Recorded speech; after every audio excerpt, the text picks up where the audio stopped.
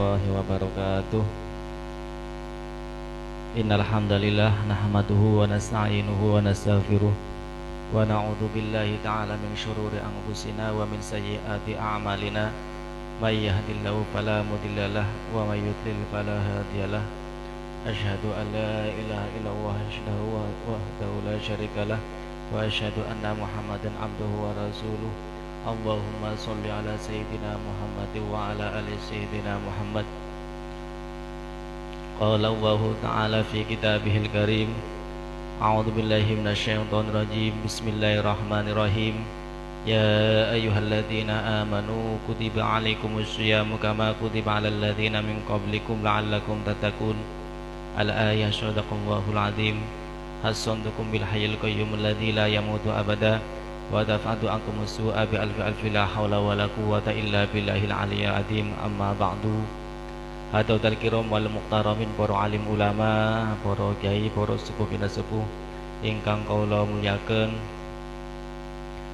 yang saya hormati segenap jajaran kepengurusan Ranting NU Jaga Lembeni Selatan, yang saya hormati Rais Suriah Ranting NU Jaga Lembeni Selatan Kiai Masyuri Syafi'i, yang saya hormati Ketua Tanfidiyah Ranting NU Jaga Lembeni Selatan, dan akhiran pula para badan otonom Ranting NU Jaga Lembeni Selatan, baik dari Ibnu PBNU, Ansor, Banser dan lain sebagainya, yang mudah-mudahan dirahmati Allah Subhanahu wa taala. Amin ya rabbal alamin.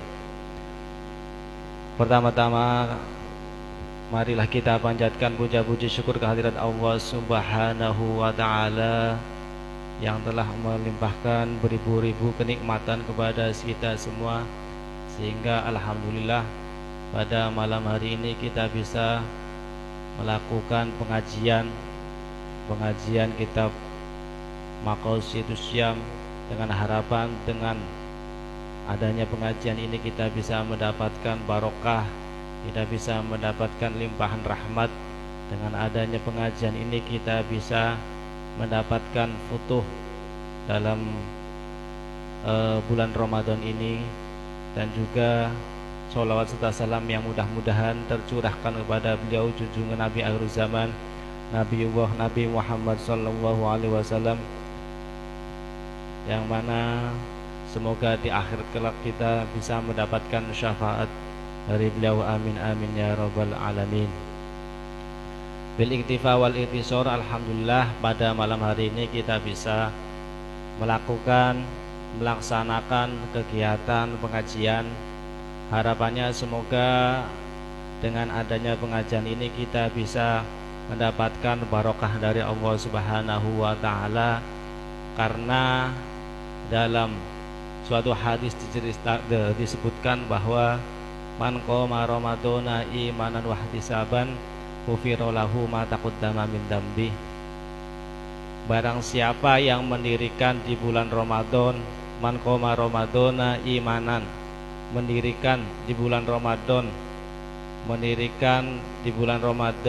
dan di situ ada rasa kepercayaan, iman dan juga wahtisaban, mengharapkan pahala, maka ghufira lahu ma taqaddama min dambi, kita akan diampuni segala dosa-dosa yang telah lewat, yakni dosa kecil. Arti dari mankoma itu dalam suatu riwayat dijelaskan bahwa mendirikan hal-hal ibadah, ritual ibadah kita bisa melakukan pengajian, ritual ibadah kita bisa melakukan qiyamul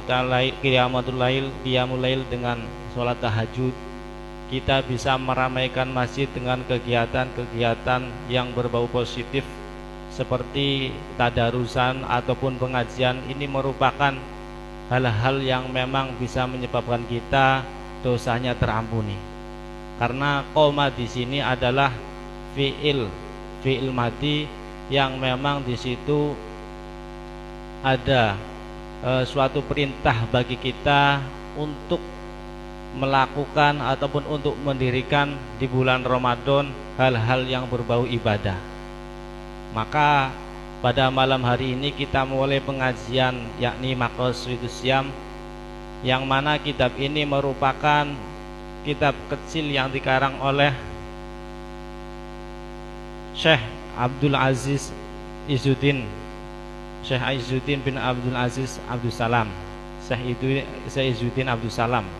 Nah, beliau merupakan ulama Mesir dan beliau merupakan faqih, sufiyun, dan juga mujtahid pada zamannya. Bahkan diceritakan bahwa Syekh Izzuddin bin Abdul Salam merupakan pakar, bukan hanya pakar fikih, tasawuf, tapi juga beliau juga pakar tafsir. Maka diriwayatkan bahwa ketika beliau itu mencari ilmu, beliau pernah mimpi basah selama mimpi basah 3 kali secara berturut-turut. Padahal pada waktu itu musimnya adalah musim dingin.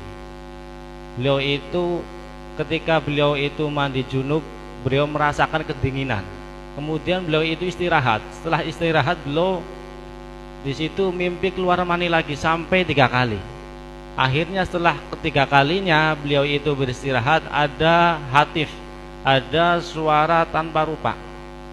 Hatif tersebut itu mengatakan, "Ya Syekh Abdul Salam, ya Abdul Salam, ya Abdul Salam, am turidu al-amal amil ilmu." Wahai Syekh Izzuddin Abdul Salam, apa yang engkau inginkan antara ilmu ataukah amal? Maka beliau menjawab, beliau menginginkan ilmu, karena dengan ilmu beliau bisa mengamalkan ilmunya, karena dengan ilmu beliau bisa menyebarkan ilmunya. Bagaimana kita bisa mau beramal kalau kita tidak punya ilmu? Maka alangkah baiknya sebelum kita melakukan kebaikan, sebelum kita melakukan amal-amal yang memang diperintahkan oleh syariat, maka kewajiban kita adalah dengan mengetahui ilmunya dulu. Ketika kita punya kewajiban untuk melaksanakan sholat, punya kewajiban untuk melaksanakan puasa, maka kita juga punya kewajiban untuk mengetahui bagaimana cara sholat, bagaimana cara berpuasa. Mencari ilmu itu wajib. Maka perintah itu bukan hanya perintah sholat saja, tapi perintah wasilah untuk menuju kewajiban juga itu hukumnya wajib. Nah, di situ dari cerita Syekh Izzuddin Abdul Salam, setelah beliau itu mendengarkan suara hatif tersebut, beliau itu langsung futuh, karena apa yang beliau dengarkan adalah suara hatif yang di situ menurut riwayat adalah malaikat. Kemudian setelah beliau itu mendengar suara tersebut, beliau itu menjadi futuh, hatinya terbuka. Segala apapun yang beliau buka itu langsung paham. Ketika membaca kitab langsung hafal, membaca, bahkan diceritakan beliau itu menghafal kitab Tanbih karangan Syekh Az-Zamakhsyari itu 1 malam. Nah, ini menunjukkan bahwa futuh itu sangat mempengaruhi otak seseorang. Yang sebenarnya beliau itu biasa-biasa saja, karena adanya futuh beliau itu menjadi orang-orang yang cerdas, orang yang mudah paham ketika membuka kitab. Mari kita awali pengajian ini dengan membaca suratul Fatihah kepada beliau dan juga kepada muassis Nahdlatul Ulama. Harapannya semoga bisa membawa manfaat ala hadiniyah wa ala kulli niyatin sholihah ila hadratin Nabil Mustafa Sayyidina Muhammadin sallallahu alaihi wasallam wa ala man wa salafuna sholih susun.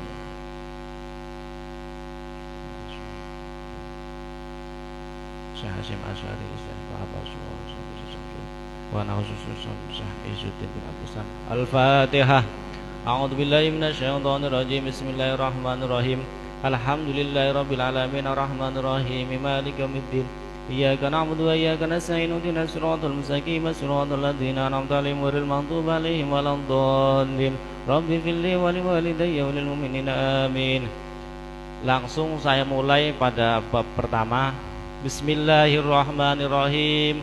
wa shallalan muga-muga paring sholawat sapa Allah Gusti Allah paring sholawate mau ala sayyidina ing atase Gusti kita rupane Muhammadin Kanjeng Nabi Muhammad wa ala alihi lan ing atase keluargane Kanjeng Nabi wa sallama lan muga paring selamat sapa Allah tasliman kelawan selamat temenan qala wis dawuh sinten asy-syekh al-faqih kang ahli fikih al-imamu kang dadi imam al-alimu kang alim as-sayyidu kang sayyid al-fadilu kang utama muftil muslimina kang dadi muftine pira-pira wong muslim bagiyatu salafi kang dadi sekerine ulama salaf as-solih kang soleh rupane Izzuddin Abu Muhammad Abdul Aziz bin Abdussalam bin Abil Qasim as-Salami asy-Syafi'i kang bangsa Imam Syafi'i madhabe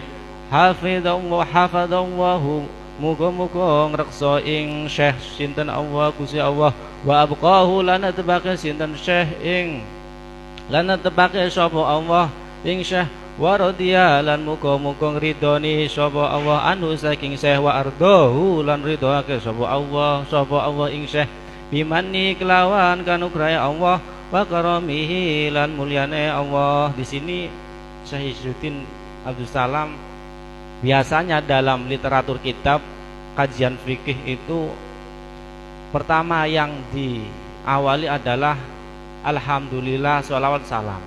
Namun di sini beliau itu langsung bersolawat kepada Kanjeng Nabi. Wa sallallahu ala sayyidina Muhammadin wa ala alihi wasallim taslima.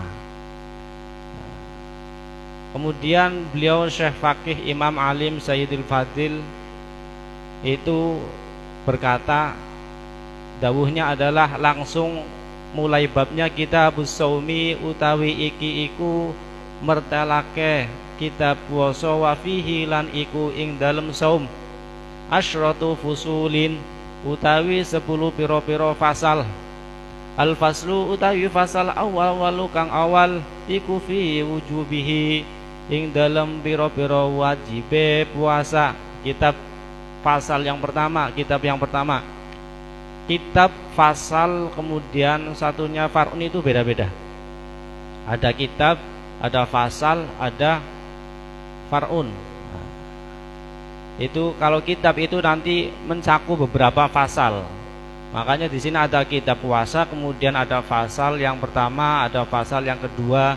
Nah, kitab itu seperti tematik, tema menjelaskan puasa. Puasa di sini dalam kitabnya Syekh Izzuddin ada 10 pasal. Pasal yang pertama tentang kewajiban. Sebenarnya puasa itu landasan diwajibkannya itu berasal dari dalil mana? Nah, ini yang pertama beliau mengatakan qala dawu sinten Allah taala halamuhur sapa Allah azza wa jalla ya ayyuhalladzina amanu kutiba alaikumus syiyamu kama kutiba alal ladzina min qablikum la'allakum tattaqun. Ya ayyuhalladzina, hai orang-orang, ya ayyuhalladzina, hei wong akeh amanu kang padha iman sapa alladzina kutiba den fardu akeh sapa alladzina alaikum ing atase sira kabeh. Kutiba den fardu akeh, fa'ilnya kefailan kutiba den fardu akeh alaikum ing atase sira kabeh apa asyamu poso kama kutiba kaya oleh den fardu akeh sapa alladzina alal ladzina kama kutiba kaya oleh den fardu akeh alal ladzina ing atase wong akeh kama kutiba kaya oleh den fardu akeh apa asyam alal ladzina ing atase wong akeh min qablikum saking sadurunge sira kabeh la'allakum menawa sira kabeh iku tatakuna padha takwa sapa sira kabeh. La'allakum berarti makna litaroji tolabul amri al mahbub. Ya ayyuhalladzina, ini ada perintah kewajiban puasa itu dalam surat Al-Baqarah ayat 183. Di sini dijelaskan ya ayyuhalladzina, hai orang-orang yang beriman, telah diwajibkan bagi kalian semua berpuasa. sebagaimana diwajibkan orang-orang sebelum kalian, la'allakum tattaqun, agar kalian menjadi orang-orang yang bertakwa. La'allakum tattaqun. Ya ayyuhalladzina. Di sini ya ayyuhalladzina itu menyeru kepada orang-orang mukmin pada waktu itu kutiba. Nah, kenapa dalam ayat Quran di sini menggunakan kata kutiba, tidak furido? Padahal makna secara makna itu difardukan, ada perintah kewajiban, tapi mengapa dengan kutiba? Nah, perintah dengan kutiba daripada fardun ataupun furido itu lebih berkesan, perintahnya itu lebih berkesan atau lebih menancap daripada kata furido. Contoh, kutiba alaikumul qitalu, kutiba dan wajibake alaikum ing atase sira kabeh apa alqitalu perperangan, ataupun kutiba alaikumul qisasu, kutiba alaikumus syamu. Maka lafaz kutiba dan furido meskipun secara makna itu sama, tapi secara lafaz itu beda, dan yang lebih mencolok, yang lebih maknanya itu, perintahnya itu lebih banget ataupun lebih maju adalah dengan kata kutiba. Dan juga kutiba itu makna yang diwajibkan itu cenderung tidak disukai oleh nafsu, hawa nafsu, daripada furido. Kalau furido itu diwajibkan, difardukan. Kalau kutiba itu makna yang memang cenderung tidak disukai oleh hawa nafsu, dan memang makna perintah yang sangat. Kutiba alaikumul qilam, kutiba alaikumul qitalu, berarti diwajibkan peperangan. Nah, itu kan cenderung bahwa nafsu itu tidak suka untuk berperang. Kutiba alaikumul qisasu, kutiba alaikumus syamu, ini merupakan cenderung tidak disukai oleh nafsu. Maka perintah kutiba dengan lafaz kutiba itu lebih menonjol, lebih alangkah baiknya dengan kutiba daripada dengan lafaz furido. Ini dalam majaznya seperti itu. Alaikumu asyamu, diwajibkan bagi kalian untuk melakukan puasa. Kama kutiba, mak di sini itu dengan mak mazdariyah, kama kutiba alladzina, sebagaimana diwajibkan puasa bagi orang-orang sebelum kalian. La'allakum, la'allakum di sini la'allakum kalau dalam ilmu nahwu bermakna litaraji atau labul amri al mahbub, ataupun meminta ataupun mengharapkan sesuatu yang disukai, al mahbub.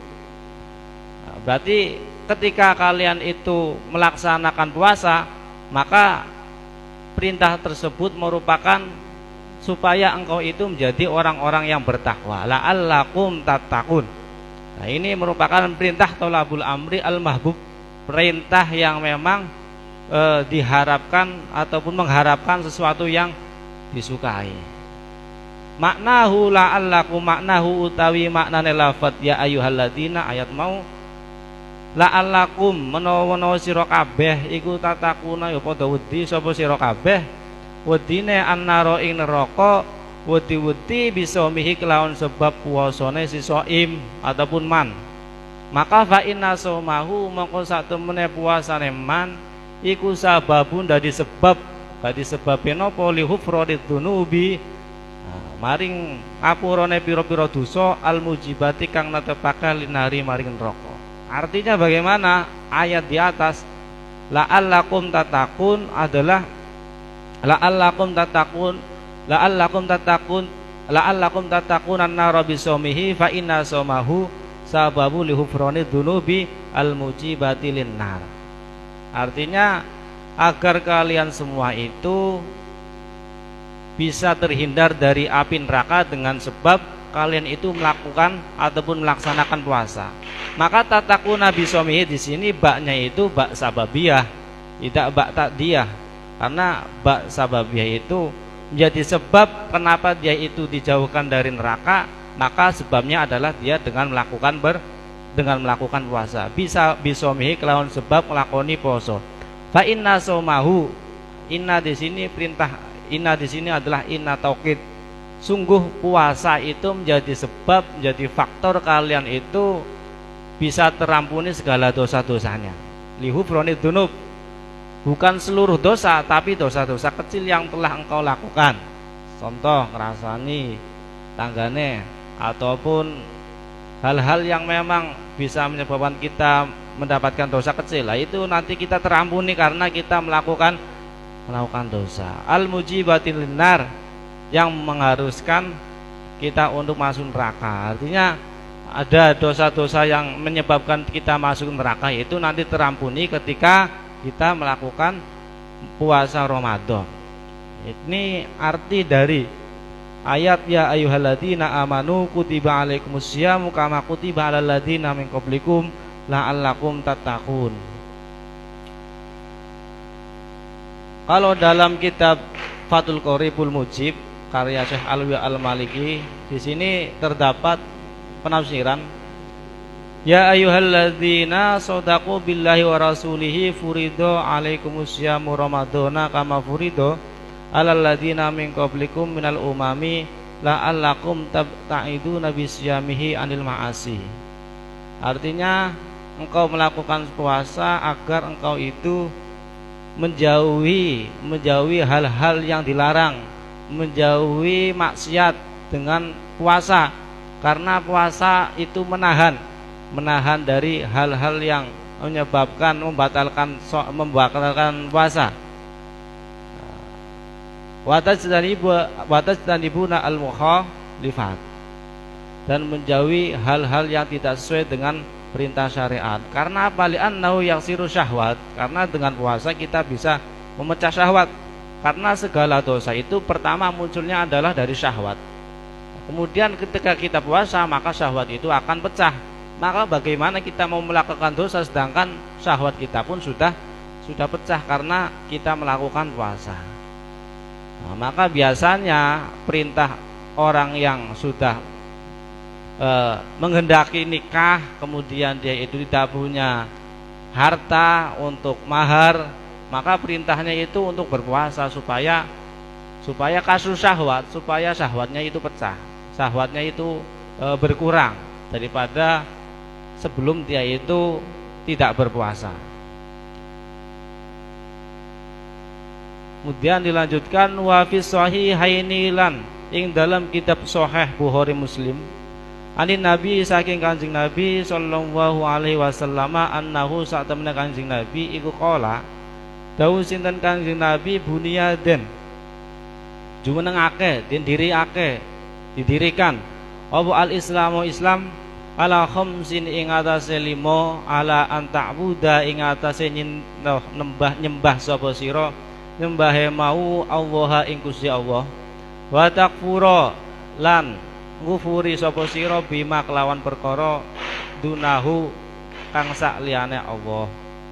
Nah, dalam kitab Sahih Bukhari Muslim di sini ada sabdanya Kanjeng Nabi bahwa Islam itu bunyal Islamu ala khamsin, didasari atas 5 hal. Artinya ada 5 hal yang bisa menjadi pondasi Islam itu, memang harus yang menjadi pondasi Islam itu kokoh. Yang pertama adalah kita harus menyembah Allah dan juga mengkufuri hal-hal yang selain Allah. Artinya kita harus bersyahadat, syahadat Rasul, kemudian syahadat wa iqamis sholati, kemudian mendirikan wa iqamis sholati lan jumunake sholat wa itaiz zakati lan nekake zakat wa hijjul baiti lan haji ke Baitullah wa shaumu ramadhana napa ramadhana wa shaumu ramadhana lan puasa Ramadan. Seharusnya kalau misalkan susunan mudhof ilaih itu harusnya jar, tapi karena di sini Ramadhana itu mudhof ilaih cuman ada ilat yang berupa alif nan, menuntut Ramadhana itu terbaca fathah karena huruf munsharif, ilatnya adalah ilat alif nun. Wa iqamis sholati, dan mendirikan sholat dan menunaikan zakat dan hijul dan haji ke Baitullah dan melakukan puasa Ramadan, itu merupakan landasan Islam itu akan menjadi kokoh. Itu ada 5 tadi.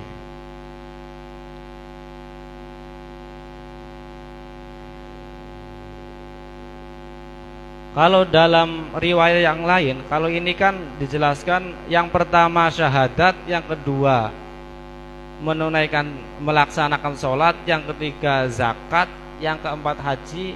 Puasa itu pada posisi yang kelima, wasomu Ramadana dalam hadis ini, dalam hadis Sahih Muslim. Namun ada riwayat lain dalam kitab Tahdzib, Tarhib wa Tahdzib, ini yang syarahnya.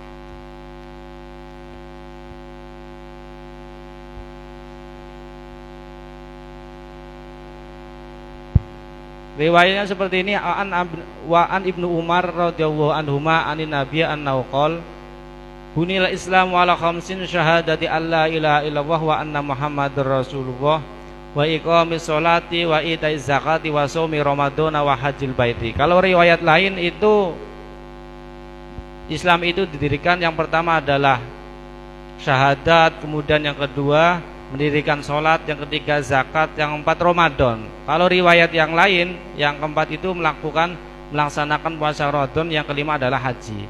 Namun riwayatnya Bukhari Muslim, puasa itu peringkat yang kelima dalam Sahihaini Bukhari Muslim. Bunyal Islam ay asasul Islam, dasar-dasar Islam itu ada 5.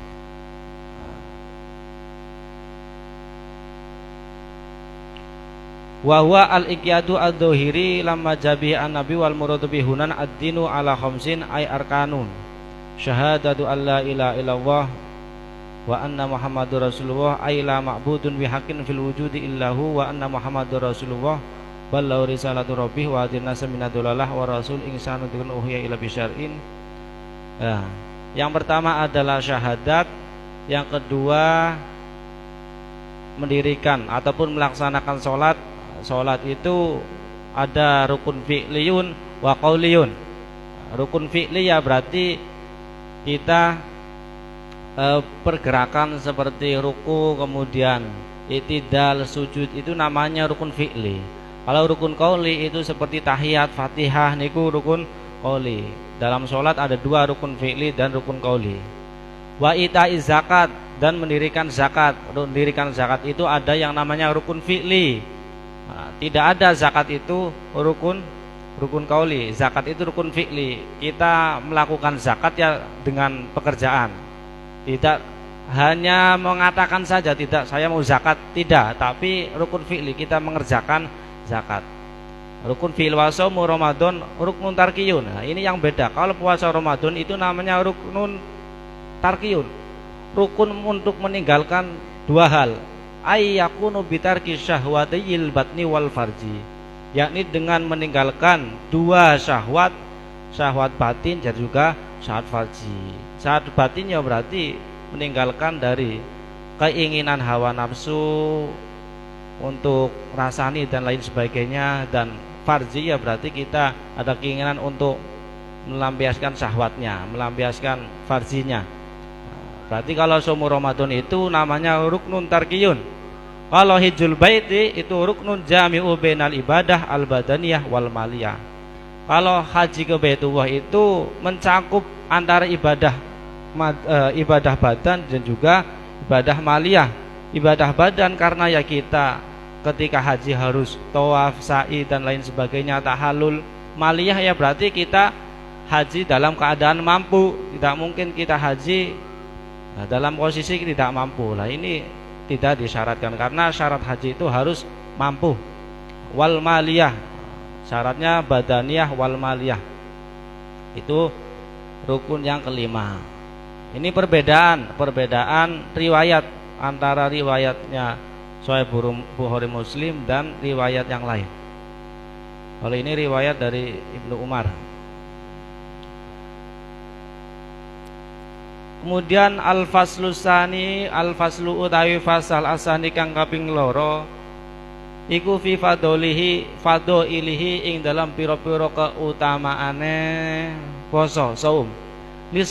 Lisomi iku kaduwe poso fawaidun utawi pira-pira faidah. Nah ini fasal yang kedua.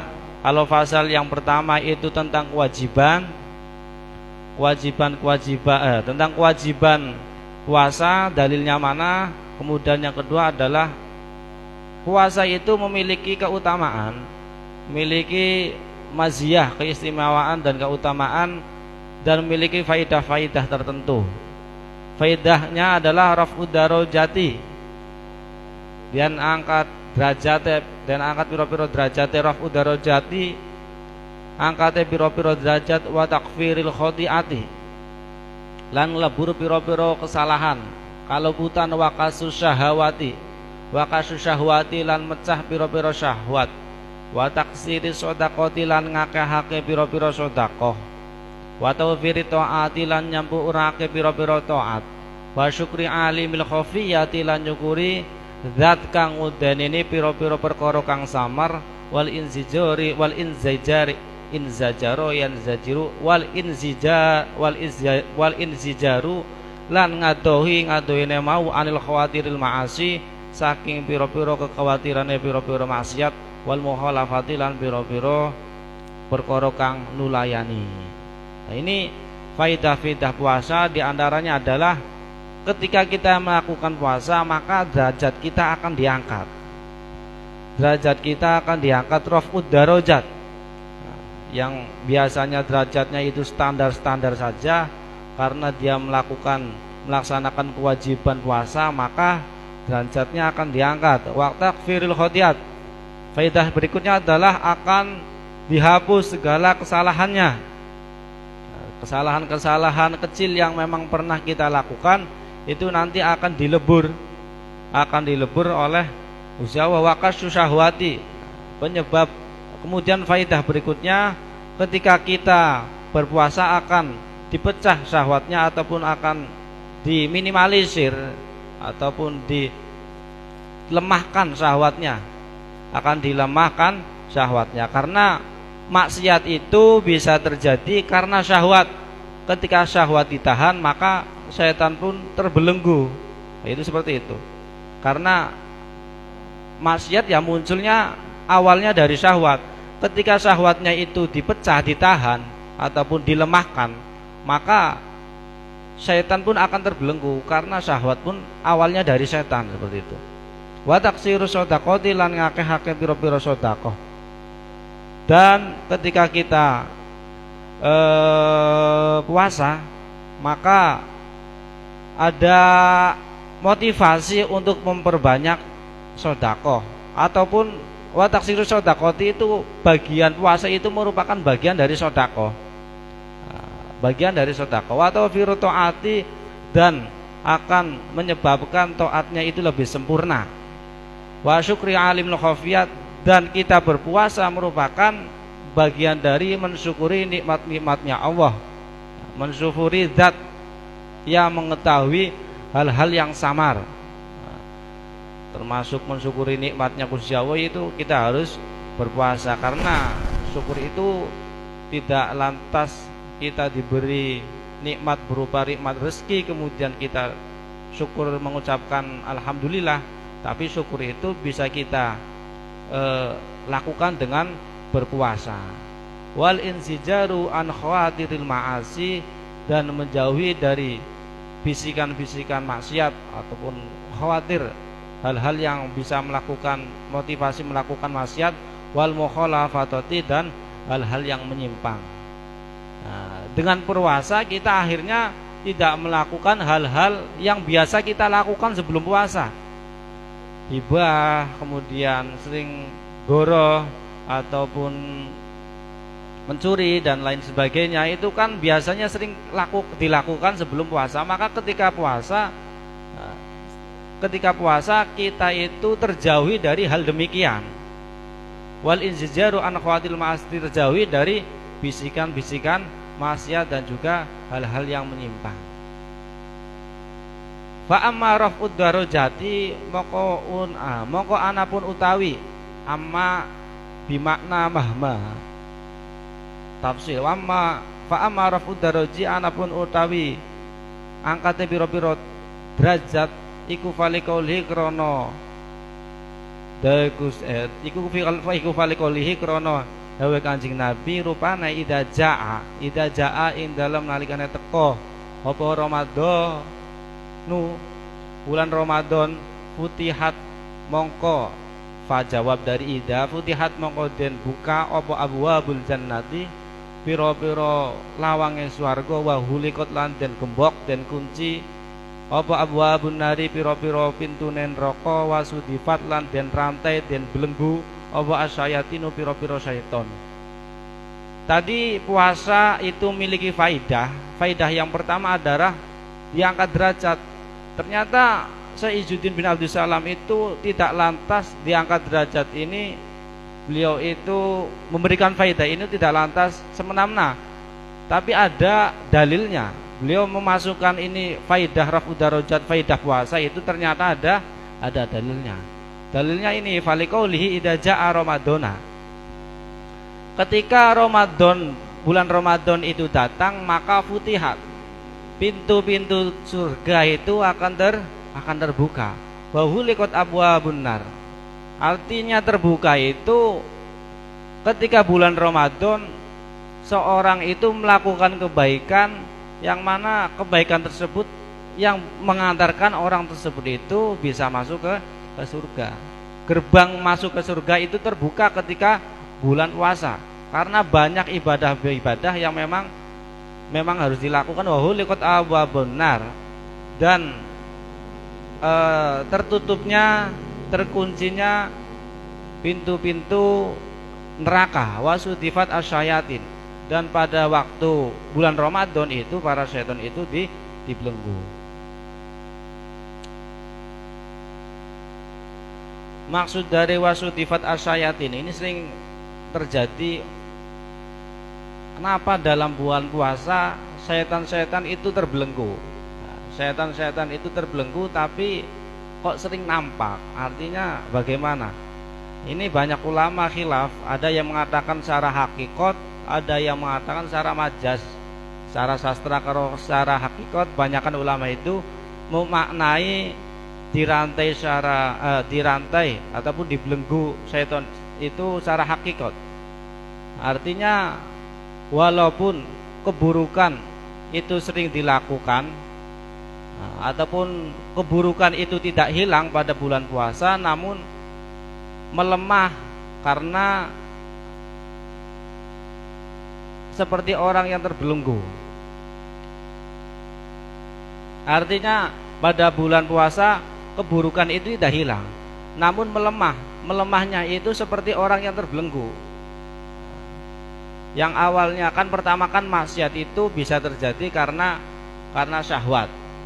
Dan syahwat itu kan bisa menyebabkan dia itu melakukan bisa menyebabkan dia itu masuk neraka ataupun mendapatkan dosa. Dan syahwat ini biasanya karena rayuan dari setan. Dan ketika syahwat ditahan, maka setan akan terbelenggu. Ketika syahwat itu ditahan, maka setan akan terbelenggu. Maka ketika puasa, maka otomatis kita akan melemahkan syahwatnya, karena bagian dari faidah puasa adalah kasus syahwat, melemahkan syahwat. Dan ketika syahwatnya itu dilemahkan, otomatis nanti setan pun akan terbelenggu. Setan akan terbelenggu. Meskipun keburukan itu tidak hilang, namun akan lemah. Lemah itu seperti orang yang terbelenggu. Mungkin hanya itu yang bisa saya sampaikan. Kurang lebihnya mohon maaf, karena ini awal-awal. Jangan terlalu banyak. Mudah-mudahan bermanfaat. Mudah-mudahan barokah. Barokah itu apa? Barokah itu khairun ilahiyun yatazayyadu. Semakin bertambah kebaikan yang diberikan oleh Allah. Mudah-mudahan menjadi sebab kita futuh dan ibadah kita di bulan puasa bisa diterima oleh Allah Subhanahu wa taala. Al-Fatihah.